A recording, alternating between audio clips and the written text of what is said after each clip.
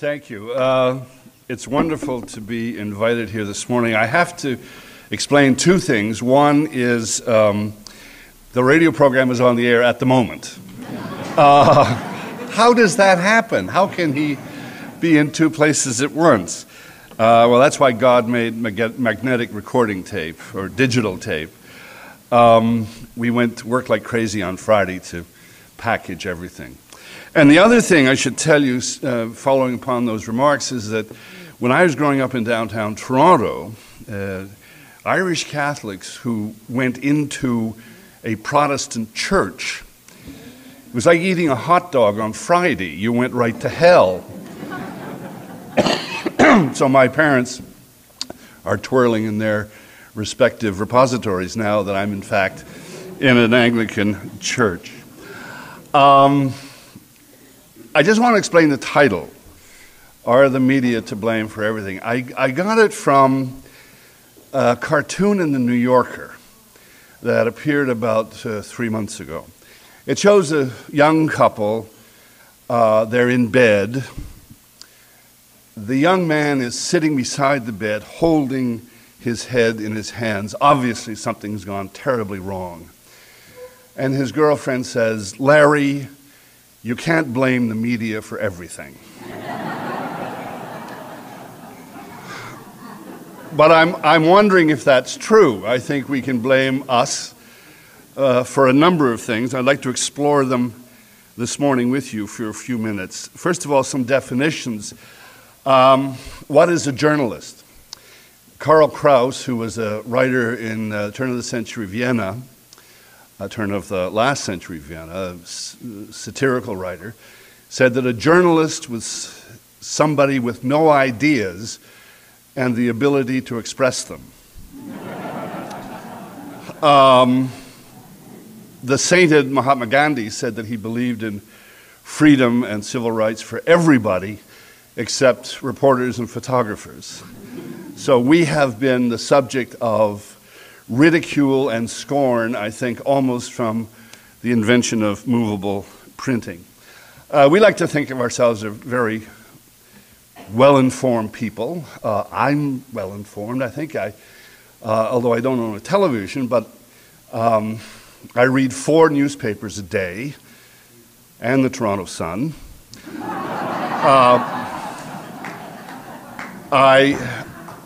I read magazines, I read things on the web, I read books. I'm reading all the time. My children say, "What is he doing?" He's reading again. But I'm lost in the morass of information that we convey to you, our audiences, and I think when we do that, we drive you crazy. So that's what a journalist is. A journalist is supposed to go out and find stuff that you don't know about, tell it to you in a proper context, with the assurance, the silent assurance, that the facts are correct. And I want to go back to that because I think we need some help in that area remedially. What is journalism? Been a number of different definitions.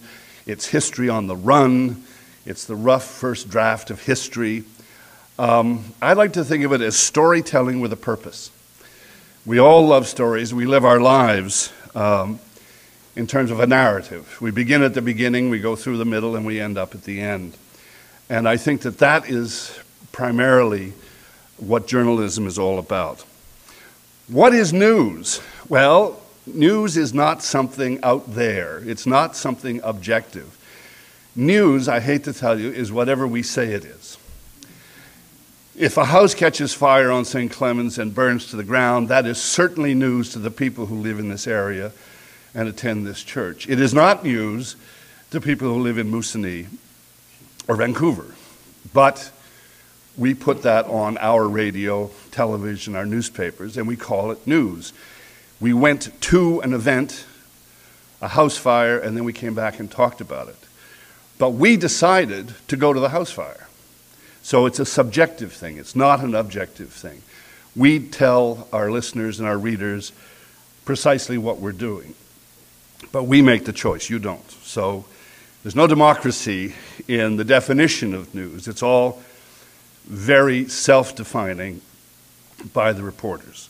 I want to give you 4 anecdotes because I think the primary thing I want to talk about today is how we have slipped and fallen away from the original precepts of what journalism is all about. On March the 7th last year, the Daily Mail, a British newspaper, was doing a story on premature babies and interviewed a senior doctor who talked about the problems of dealing with very early childbirth. She was quite eloquent, and of course the National Health Service in England is always under fire, as is our Medicare, for expenses and so on. Anyway, they interviewed this doctor, and the headline in the paper read, "Babies who were born at 23 weeks should be left to die, says senior doctor." I'd read that. I mean, that's a grabby headline. Of course, it had no truth to it whatsoever.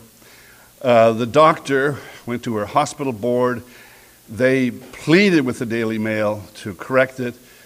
8 months later, inside the paper, they made a correction of sorts, but said that they had published the story in good faith.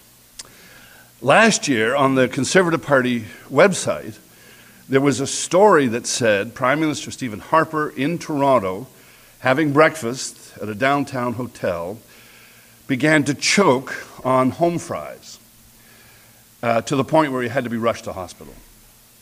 Well, that was picked up by every organization, including my own, CBC News. And of course, it wasn't true at all. Mr. Harper was in Ottawa. Somehow this got into the Tory website, and various journalistic organizations reprinted it. It would have taken one phone call to the CBC's Ottawa bureau chief. We've got, I don't know, 6, 8, 10 people up there saying, where's the PM? Well, he's here, he's at Sussex or whatever. But no, we didn't check. And it could have been a crisis. I mean, with the home fries that are served in Toronto restaurants, you can believe the story. In 2009, John Baird, whom I have to say is one of my favorite Conservative cabinet ministers, sent out a text to his colleagues. 3 words: Thatcher is dead. Well, holy hell broke loose. CBC picked it up, the National Post on their website, and it went round the world. It turned out that John Baird's cat is named Thatcher and had died peacefully in his or her sleep. But we went ahead and published the story. Do you remember the lesbian young woman in Damascus? During the Syrian upheaval, she was texting the West, sending tweets and so on out of her adventures, the oppression of gay and lesbian people, how she was subjected to beatings and brutal, oppressive tactics by the regime and by fellow Syrians, and it was quite compelling. After about 2 weeks of these transmissions, she sent one out and saying that she'd been kidnapped. Pardon me. She's been taken to the secret police. She doesn't know when she's going to get out. And it was terrifying. CNN picked this up, and then as did other broadcast organizations. I don't know if CBC did, but CNN is fairly powerful and did a whole story about this poor young girl in Damascus. The poor young girl in Damascus happened to be a 40-year-old grad student, male, in Glasgow, who thought this would be fun to put out stories about terrified lesbians in Damascus. The story never existed until we in the media gave it life. We, CNN, made it a story. It did not exist before. I thought only God could take something from nothing and make something out of it, but he doesn't know about CNN. People will have a willingness to believe. That's why when you go to the theater, they say you have to suspend your disbelief in the fourth wall, and you have to believe what you see on stage. In 2005, the former President Jimmy Carter wrote an op-ed piece in the New York Times criticizing Canada for stumpage fees. I love that word, in the forest industry. Stumpage fees are monies that are made to subsidize the harvesting of our forests and wood products, and we send them south and so on. And Carter said this was dumping. This was an unfair non-tariff barrier, and it should stop. Well, I read this, and I thought, oh, this is quite fascinating from Jimmy Carter. We were coming up to April the 1st, which was on a Sunday. So I hired an actor, a voice actor, very good actor, and I wrote a script in which the actor played Jimmy Carter, and I played the interviewer. He had a very good Southern accent, and we set it up very carefully. The thing, when you do something like this, you have to be sure you take it absolutely seriously, and you don't jump the shark, as they say. You don't go funny. It has to be serious. We've reached the former president at his home in Plains, Georgia. Mr. President, good morning. And then he went on and talked about his concerns over stumpage fees in the Canadian lumber industry. And then that was my cue to come in and talk to the president. And one of the things I asked him, I said, why should Canadians pay any attention to a washed-up peanut farmer like you? And he said, well, that's so insulting, and I don't know why you'd say a thing. And I said, Mr. President, speed up, hurry up, spit it out, we got to get going, hurry up. And that was the end of it, or so I thought. The foreign editor of the Globe and Mail, in whose vineyard I toiled for 7 years back in the 60s, was having a shower. And he had one of those shower radios. You lick the thing and you put it on the wall. And he heard this, and he freaked or something, I don't know. He jumped out of the shower and raced to the phone, and he sent a story in to his newspaper. I woke up the next morning at 5 o'clock, got the paper, and across the bottom it said, Enright insults former President Jimmy Carter, wood chips fly, Enright is ill-mannered, blah, blah, blah. I couldn't really believe it, actually.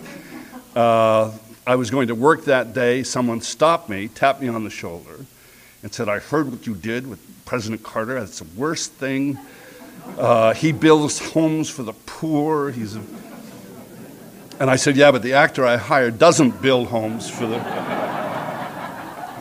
The president of the CBC, Robert Rabinovich, was in London that morning, flying home to Toronto. And as you know, in Terminal 3, they hand out newspapers. You get on the airplane. And they handed out the Globe and Mail. Now, he knew nothing about what we had done. All he saw was that Enright had insulted one of the best-loved former presidents in the country.